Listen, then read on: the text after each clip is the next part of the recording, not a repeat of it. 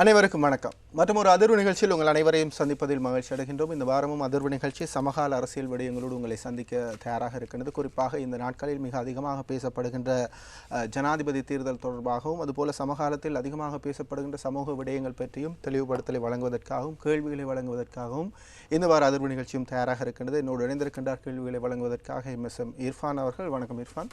வணக்கம் தன்ராஜ். இன்றைய தினமும் அதிர்வு நிகழ்ச்சியில் உங்கள் அனைவரையும் சந்திப்பதில் மகிழ்ச்சி அடைகிறோம்.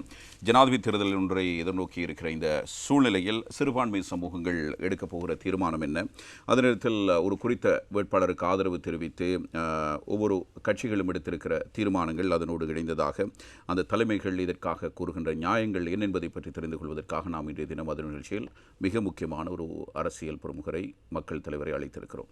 ஸ்ரீலங்கா முஸ்லிம் காங்கிரஸினுடைய தலைவரும் அமைச்சருமான ரவுஃப் ஹக்கீம் அவர்கள் இன்றைய தினம் கலையகம் வந்திருக்கின்றார்கள். வணக்கம். அஸ்ஸலாமு அலைக்கும். வணக்கம் தன்ராஜ். அஸ்ஸலாமு அலைக்கும் நேர்கள். சமகால அரசியல் விடயங்களை பற்றி பேசலாம். நேரடியாக கேள்விகளுக்கு வரும். குறுகிய நேரத்தில் நிறைய விடயங்கள் பேச வேண்டியிருக்கிறது. 2015 ஆண்டு ஜனாதிபதி தேர்தலோடு ஒப்பிடுகின்ற போது அந்த நேரத்தில் அந்த தீர்மானம் எடுக்கின்ற ஒரு நிலைப்பாடானது சிறுபான்மை சமூகங்களை பொறுத்த வரைக்கும், குறிப்பாக முஸ்லீம் கட்சிகளும் சரி தமிழ் கட்சிகளும் சரி, ஒரு நின்று நிதானித்து யோசித்து ஒரு முடிவினை எடுத்தார்கள். இம்முறை ஜனாதிபதி வேட்பாளர் ஒருவரை நிறுத்துவதற்கான முனைப்பிலேயே ஸ்ரீலங்கா முஸ்லீம் காங்கிரஸ் முதலாவதாக சஜித் பிரேமதாஸ் அவர்களோடு இணைந்தது, அவரை முன்மொழிந்தது. மிக முன்னின்று ஸ்ரீலங்கா முஸ்லீம் காங்கிரஸ் அவருக்கு ஆதரவை வழங்கியிருக்கிறது. இந்த தீர்மானத்தின் பின்னணியில் இந்த தீர்மானத்துக்காக நீங்கள் கூறும் நியாயம் என்ன? நீங்கள் சொன்னது மாதிரி 2015 ஆண்டு தேர்தல் அன்று பதவியில் இருந்த மிக ஜனரஞ்சகமான ஜனாதிபதி என்று அறியப்பட்ட மஹிந்த ராஜபக்ச தன்னுடைய பதவிக்காலத்தில் 2 வருடங்களை தியாகம் செய்து முன்கூட்டியே ஒரு தேர்தலை வரவழைத்திருந்த ஒரு கட்டம். அந்த கட்டத்தில்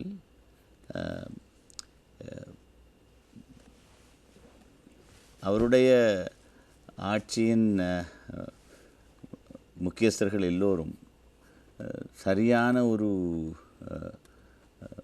எதிர்பார்ப்பு இல்லாமல் அல்லது சரியான கணிப்பீடுகளை கவனத்தில் எடுக்காமல் அவ்வாறான ஒரு எதேச்சையான முடிவை எடுத்திருக்க மாட்டார்கள் என்று எல்லோரும் நம்பினார்கள். அந்த பின்னணியில் ஸ்ரீலங்கா முஸ்லிம் காங்கிரஸும் அந்த அரசாங்கத்தின் பங்காளியாக நிர்பந்த அடிப்படையில் இருந்தாக வேண்டிய ஒரு கட்டாயத்தில் இருந்த ஒரு கட்சி. அந்த அடிப்படையில் ஒரு தேர்தல் வருகின்ற போது நாங்கள் ஆதரவு தெரிவிப்பது சம்பந்தமான விவகாரங்களிலே கொஞ்சம் நிதானித்து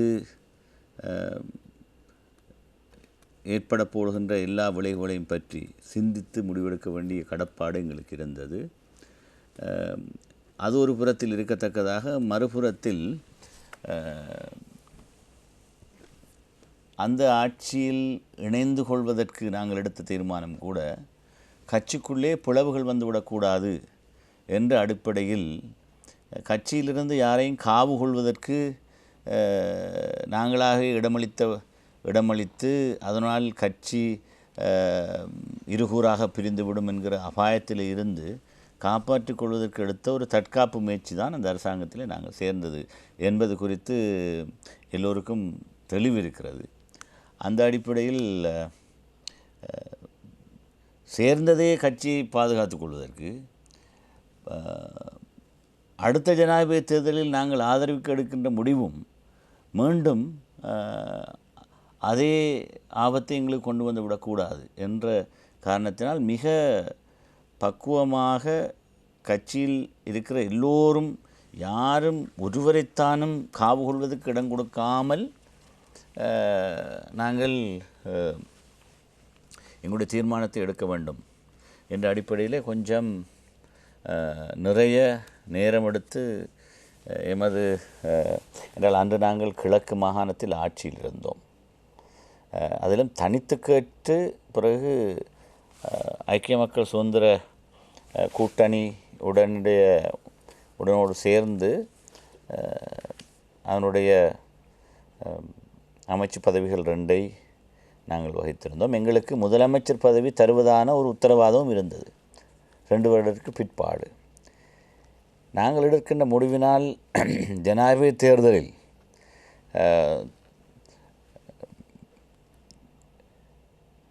நினையாப்புறமாக தோல்வி ஏற்பட்டால் எங்களுடைய முதலமைச்சர் பதவியும் பறி போய்விடும், அதை எடுப்பதும் சாத்தியமில்லாமல் போய்விடும் என்கிற ஆபத்தும் இருந்தது.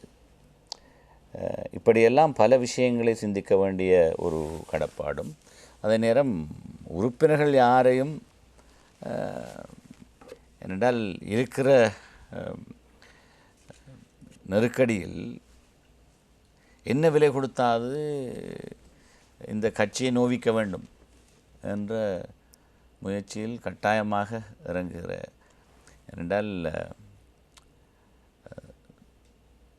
அந்த தரப்பைச் சேர்ந்தவர்கள் அரசியல் சதுரங்கத்தில் மிக திறமையாக விளையாடக்கூடியவர்கள். மஹிந்த ராஜபக்ஷவை தோல்வியடைய செய்ய முடியாது என்ற ஒரு அச்சமும் இருந்தது அவங்களிடம். அன்றிருந்த சூழல் என்னென்றால் 2 வருஷ காலம் இருக்கத்தக்கதாகவே தான் முன்கூட்டிய தேர்தலை அவர் தேர்தலுக்கு முகம்பெடுப்பதாக எடுத்த தீர்மானம் ஒரு புறத்தில் சர்வதேச அழுத்தம், குறிப்பாக ஜெனீவா மனித உரிமை பேரவை எடுத்த தீர்மானங்கள் கட்டங்கட்டமாக பல நெருக்கடிகளை உருவாக்கி வந்தது மாத்திரமல்ல, சர்வதேச ரீதியாக நாட்டுக்கு பாதகமான சில பொருளாதார தடைகள் போன்ற விஷயங்கள் கூட ஏற்பட்டு விடலாம் என்கிற ஒரு அச்ச சூழல் இருந்த பின்னிலையிலே ஒரு தன்னுடைய வெற்றி என்பது நிச்சயமான ஒன்று, தனக்கு போட்டியாக யாரும் வந்து ஆட்சி கைப்பற்ற முடியாது என்பதை சர்வதேசத்துக்கு நிரூபிப்பதன் மூலம் அவர்களுடைய நடவடிக்கைகளில் ஏதாவது ஒரு மெத்தன போக்கை அவர்களை கையாள வைக்கலாமா என்ற ஒரு உபாயமும் அதிலே மறைமுகமாக இருந்தது. இந்த பின்னணியிலே தான் ஒரு நம்பிக்கையோடு எடுத்த ஒரு தீர்மானமாக அந்த தீர்மானம் பார்க்கப்பட்ட சூழலில் நாங்கள் மிக அவதானமாக முடிவெடுக்க வேண்டிய கட்டாயம் இருந்தது. ஏற்கனவே முஸ்லிம் மக்களை பொறுத்தமட்டில் பேருவலை அலுத்கமை சம்பவங்களுக்கு பிறகு அவருடைய மனோநிலை மிக மோசமாக இருந்தது என்பதிலே எந்த மாற்று கருத்தும் கிடையாது. இங்கே தான் அமைச்சர் அவர்களே ஒரு கேள்வி எழுகிறது. முஸ்லிம் சமூகம் இனவாத அடக்குமுறைகளுக்குள்ளாகி ஒரு ஆபத்தை எதிர்நோக்கி இருக்கிற ஒரு சூழ்நிலையில் சமூகத்துக்கு தலைமை தாங்குகிற கட்சி என்ற வகையில் ஸ்ரீலங்கா முஸ்லிம் காங்கிரஸ் அப்போது கட்சியை பாதுகாக்கின்ற நடவடிக்கையில் இறங்கியிருக்க வேண்டுமா, அல்லது சமூகம் எடுத்திருக்கிற முடிவின் பக்கம் இவ்வாறு அரசியல்வாதிகள் காலத்துக்கு காலம் மாறுவதும் ஸ்ரீலங்கா முஸ்லிம் காங்கிரஸில் இருப்பவர்கள் தாவிச் செல்வதும் என்பது இயல்பாகவே இடம்பெறுகிற விடயம். இவ்வாறானவர்களை புறந்தள்ளிவிட்டு நீங்கள் ஒரு அதிரடி தீர்மானத்தினை எடுத்து மக்கள் மத்தியில் சென்றிருந்தால் இதைவிட வரவேற்பை பெற்றிருக்க முடியாதா, அங்கீகாரத்தை பெற்றிருக்க முடியாதா? அங்கீகாரம் பெறுவது வேறு. நாங்கள் அதற்கு முன்பு எடுத்த முடிவு ஆட்சியாளர்களோடு சேர்ந்து பயணிப்பதன் மூலம் மக்களுடைய பாதுகாப்பை ஓரளவுக்காவது வருகின்ற ஆபத்துகளில் இருந்து தணிக்கக்கூடிய அடிப்படையிலே எங்களுடைய செயல்பாடுகள் இருக்க வேண்டும் என்ற ஊக்கத்தோடு நாங்கள் செய்த விவகாரம் எங்களுடைய செல்வாக்கு அந்த அரசாங்கத்திலே பெரிதாக இல்லை என்றாலும் எங்களை இழந்துவிடக்கூடாது, அல்லது முஸ்லிம் காங்கிரஸுடைய வெளியேறுதல் என்பது ஒரு பாரிய தாக்கத்தை ஏற்படுத்தும் என்று நினைக்கிற ஒரு நிலவரம். அதை வைத்து அடுத்த கட்டமாக வருகிற ஆபத்துகளில் இருந்தாவது நாங்கள் சமூகத்தை காப்பாற்ற வேண்டும் என்றால் எடுத்த எடுப்பிலேயே அரசியலிலே அரசியல் ஆங்கிலத்தில் சொல்வதாக இருந்தால் politics is not a zero sum game. எந்த முடிவுகளையும் எதேச்சையாக எடுத்துவிட்டு பிறகு கை செய்யப்பட முடியாது. இது ஆட்சி அதிகாரம் குறித்த விஷயங்களில் இருக்கிற மோகம் என்று ஒரு சிலர் எண்ணலாம்.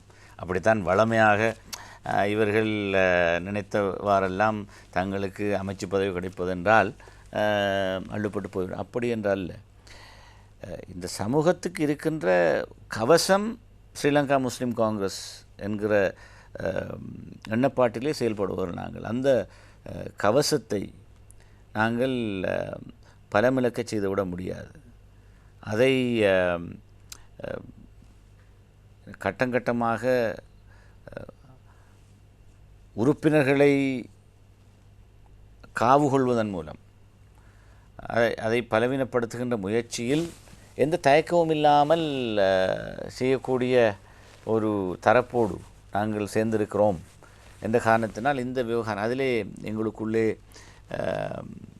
ஏற்கனவே சில கருத்து ஆடுகளாக ஒரு சிலரை அடையாளம் கண்டு இருந்தோம் என்பதுதான் உண்மை.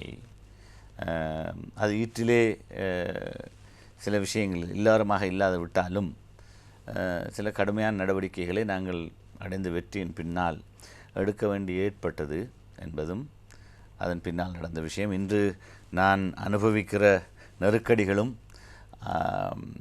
அதனுடைய நெருக்கடிகளுக்கும் காரணம் அதனுடைய திரைக்கதை, வசனம், டைரக்ஷன் எல்லாம்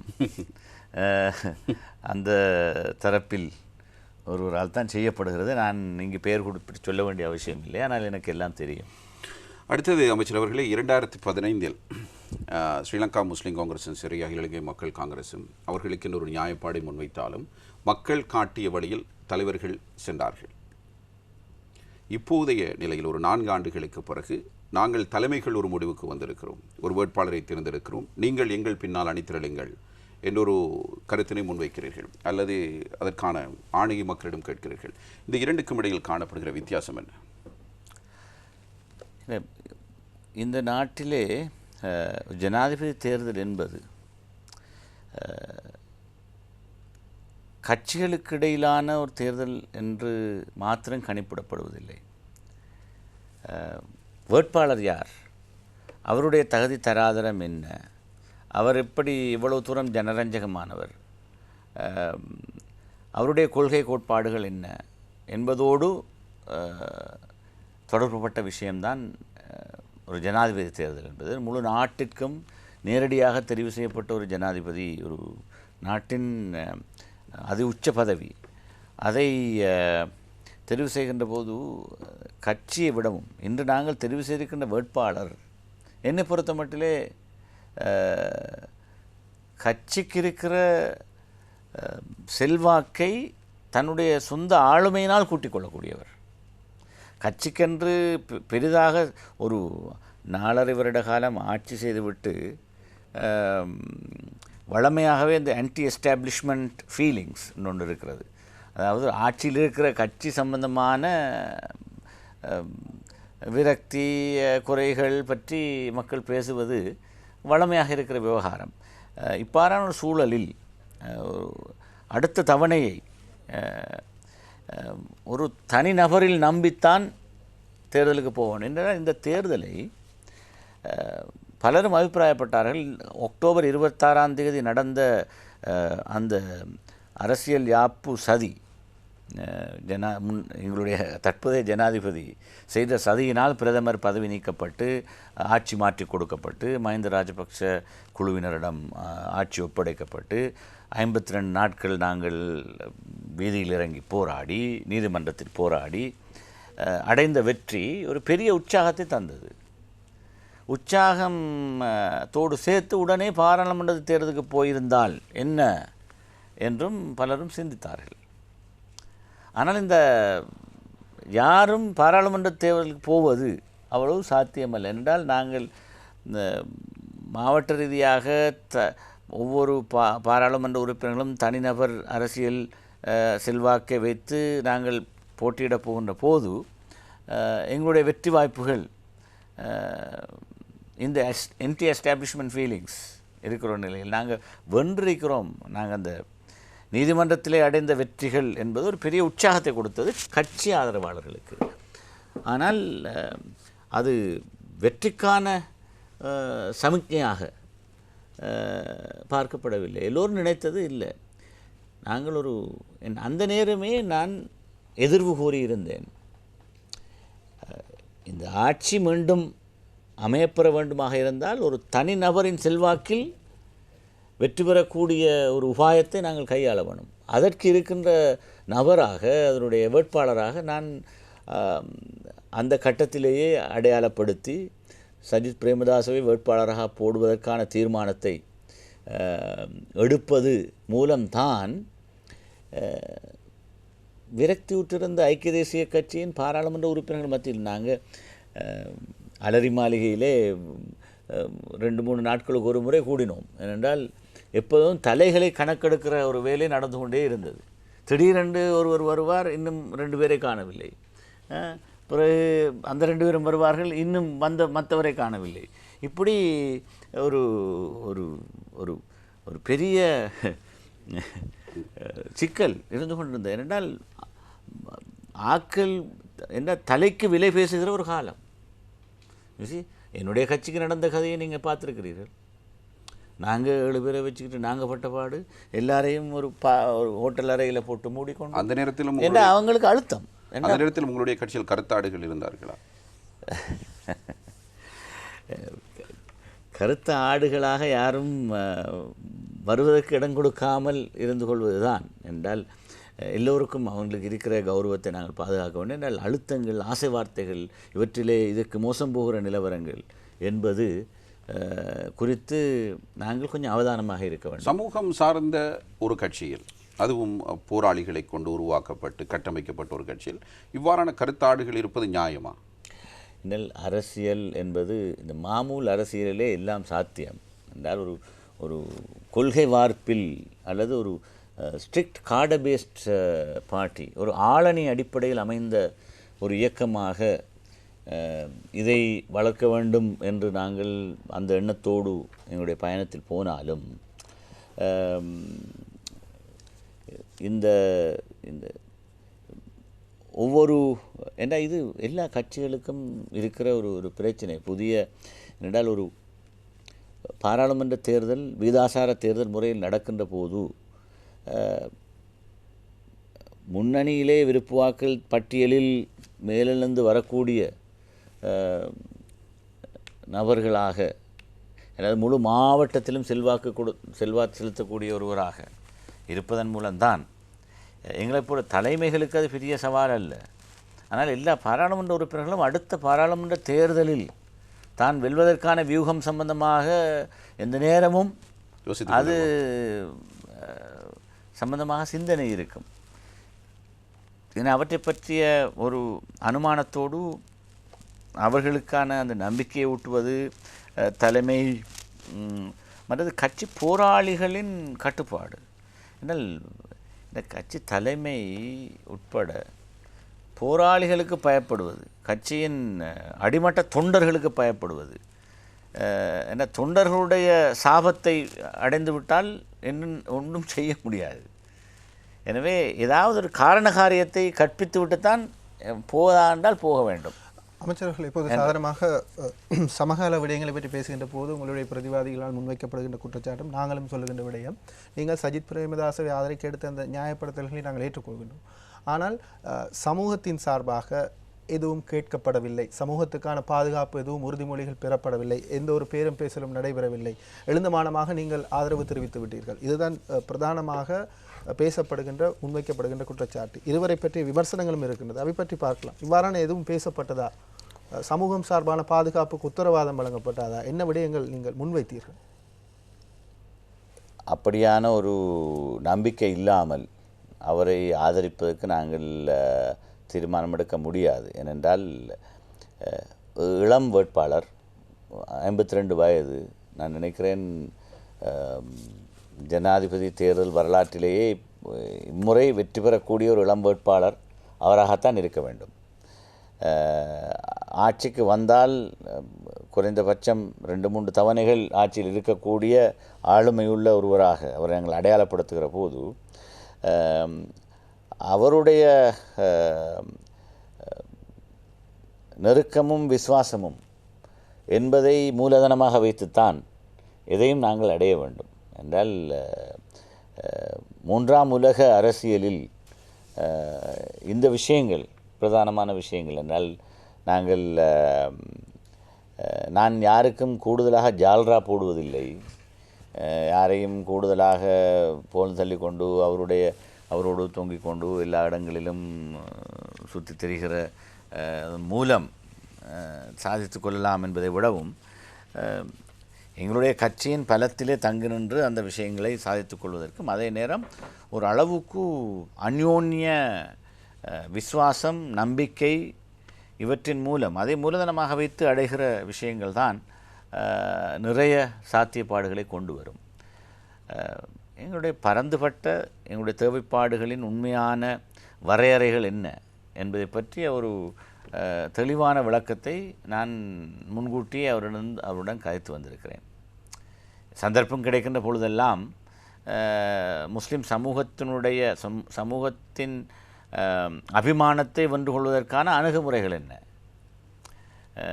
என்ன விஷயங்களை அவர்கள் எதிர்பார்க்கிறார்கள் என்ற விஷயங்களை சொல்லி வந்தாலும் யாரும் அவருக்கு வேட்பாளர் பதவியை விட்டு கொடுப்பார்கள் என்பதில் பெரிய நம்பிக்கை இருக்கவில்லை, பாரிய நம்பிக்கை இருக்கவில்லை. அவ்வளவு தூரம் ஒரு விதமான ஒரு அழுங்கு பிடி இருந்து கொண்டிருந்தது அவரை என்றால் வந்தால் வென்று விடுவார் என்ற விஷயம் எல்லாருக்கும் தெரியும். உளப்பூர்வமாக இன்று தேர்தலில் யார்கிட்ட கேட்டால் அவருக்கு வேட்பாளர் அந்தஸ்தை தருவதற்கு எதிராக பேசியவர் கூட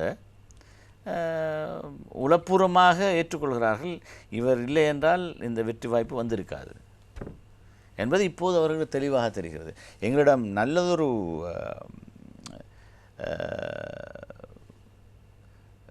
சந்தைப்படுத்தக்கூடிய ஒரு வேட்பாளர் எங்களுக்கு இருக்கிறார் என்பதிலே பூர்ண உடன்பாடு இப்பொழுது முழு ஐக்கிய தேசிய கட்சியின் எல்லா அணியினருக்கும் அதுக்குள்ளே யாருக்கும் மாற்றுக்கிறது கிடையாது. ஏன்னா அதுதான் இந்த உற்சாகத்தை ஏற்படுத்தி இருக்கிறது. இது நான் அப்போதே அக்டோபர் அந்த 26ஆம் தேதிய பிரச்சனை நேரமே அடையாளப்படுத்தி அன்றிலிருந்தே இதை நோக்கி கட்சியை நகர வைக்க வேண்டும் என்ற நாங்கள் வெளியில் இருந்து கொண்டு சாதிக்கக்கூடியது கொஞ்சம் தான் இருக்கும். இருந்தாலும் கொஞ்சம் தைரியமாக அந்த விஷயங்களை பேசக்கூடிய ஒரு நிலையிலே சுதந்திரமான ஒருவராக என்னால் செயல்பட முடிந்தது என்பது குறித்து நான் திருப்திப்படுகிறேன். அதே நேரத்தில் ஸ்ரீலங்கா முஸ்லிம் காங்கிரஸ் தலைவராக ரவுஃப் ஹக்கீம் அவர்கள் வந்ததற்கு பிறகு 2 தேர்தல்களை நீங்கள் எடுத்த முடிவு தவறான பொறுப்புகளை தந்திருக்கிறது. ஒரு தேர்தல் அது கடந்த முறை ஜனாதிபதி தேர்தல், அது மக்களுடைய தீர்மானம், அதே நேரத்தில் இறுதி நேரத்தில் உங்களுடைய தீர்மானவர்கள். இந்த முறைதான் ஒரு தலைவராக, அதுவும் நீங்கள் அண்மையில் கண்டியில் இடம்பெற்ற கூட்டத்திலும் இது பற்றி குறிப்பிட்டிருந்தீர்கள். சஜித் பிரேமதாஸை முன்னிறுத்துவதில் நான் தான் முன்னணியில் இருந்தேன் என்று. இவ்வாறு பெருமைப்பட்டுக் கொள்கிற நிலைமையில் ஒரு வேட்பாளரை முன்னிறுத்தீர்கள். இது உங்களுடைய தலைமை எடுத்த இந்த முடிவு வெற்றிகரமானதாக அமையும் என்று நீங்கள் எதிர்பார்க்கிறீர்கள்? நான் நம்பிக்கை இல்லாமல் எதிலும் இறங்குவதில்லை. பூரண நம்பிக்கையோடு இந்த விஷயத்திலே நான் முழுமையாக ஈடுபட்டிருக்கிறேன். அதே நேரம் வெற்றி தோல்வி என்பதை விடவும் என்ன கொள்கையில் இருந்து இந்த தீர்மானம் எடுக்கப்பட்டது என்பது முக்கியமான விஷயம். அடுத்த அணியை பார்த்தால், அதில் இருக்கிற ஆட்களை பார்த்தால், அண்மை காலமாக ஏப்ரல் 21ஆம் தேதி நடந்த தாக்குதல் சம்பவத்துக்கு பிற்பாடு முஸ்லிம் சமூகம் அடைந்த நெருக்கடிகள், இன்னல்கள், இவற்றை அப்பட்டமாக அடுத்த தேர்தலில் தேசிய பாதுகாப்பு என்கிற விஷயத்தை மாத்திரம் பேசி, எங்களை விட்டால் தேசிய பாதுகாப்பு இவர் யாரும் உறுதிப்படுத்த முடியாது என்ற ஒரு மமதையில், கர்வத்தில் இருக்கிற ஒரு தரப்போடு எங்களை பொறுத்த மட்டிலே ஒரு எந்த ஒரு சுயகௌரவமும் இல்லை. முஸ்லிமும் அப்படியான ஒரு அடிமைத்தனமான ஒப்புதலுக்கு போக முடியாது. கொஞ்சம் கஷ்டம். என்னை பொறுத்த மட்டிலே நான் எப்போவுமே இவ்வாறான விவகாரங்களிலே இலகுவில் விட்டு கொடுப்பதில்லை. ஆனால் கட்சிக்குள்ளே இருந்து பிளவுகள் பிரச்சனைகள் என்பதை சமாளிப்பது கஷ்டம். அதை சில நேரம் பதுங்கித்தான் பாய வேண்டும் என்பதற்காக சில முடிவுகள் எடுத்தாலும் அவற்றினால் சில சிதைவுகள் சேதங்கள் ஏற்பட்டாலும் அந்த சேதாரங்கள் எவ்வளோக்கு எவ்வளோ குறைத்து கொள்ளலாமோ அதன் அடிப்படையிலே தான் அந்த இணைவுகள் அந்த கட்டங்களிலே அமைந்திருக்கின்றன. சில நேரங்களில் இந்த சேதமில்லாமல் சில விட்டுக் கொடுப்புகளை நாங்கள் செய்தாக வேண்டிய நிலைமைகள் அந்த கட்டங்களில் ஏற்பட்டிருக்கிறது. ஆனால் இது என்னை பொறுத்த மட்டிலே மிக தெளிவாக தீர்மானம். அதிலும் சர்வதேச மட்டத்திலும் ஓரளவுக்காவது இந்த நாட்டின் என்றால் எங்களுக்கு நடந்த ரெண்டு புறத்திலும் என்னை பொறுத்த மட்டிலே இந்த நாட்டிலே நடந்த பயங்கரவாத தாக்குதல் எங்களுடைய வெளியுறவு கொள்கைகளோடு சம்பந்தப்பட்ட விஷயம். இந்த நாட்டின் ஸ்திரத்தன்மையை குலைத்து மீண்டும் அதிலே கொஞ்சம் மூக்கு நுழைக்கிற ஒரு வேலையாகத்தான் அது நடந்தேறி இருக்கிறது. இனி அதை பற்றி யாரும் இப்போ விரல் சுட்டுவது என்பது அவ்வளவு விவேகமான விஷயம் அல்ல. இருந்தாலும் இந்த விவகாரங்களை கையாள்வதில் நாங்கள் சற்று தைரியமாக சில முடிவுகள் எடுத்துத்தான் ஆக வேண்டும். அதுபடி நாங்கள் பேசலாம். அந்த தெளிவான முடிவுகள் பற்றி இன்னும் கேள்விகள் இருக்கின்றது. ஒரு இடைவேளை எடுத்துக்கொள்ளும். இடைவேளையை தொடர்ந்து உங்களை சந்திக்கின்றோம்.